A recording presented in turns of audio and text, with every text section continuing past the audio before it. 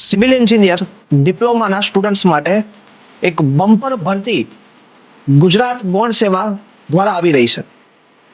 આ બમ્પર ભરતી દ્વારા ટોટલી લગભગ 1337 જગ્યાઓ માટે આ ભરતી થવાની છે.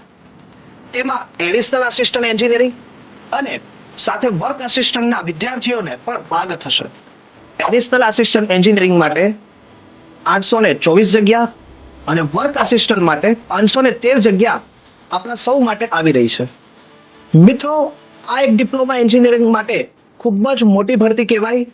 તો જે વિદ્યાર્થીઓ જેઓ ડિપ્લોમા સિવિલ એન્જિનિયરિંગ થઈ ચૂક્યા છે એ અને હાલ જેઓ ડિપ્લોમા પાસ થયા છે તે સર્વ માટે આ એક સોનેરી તક છે.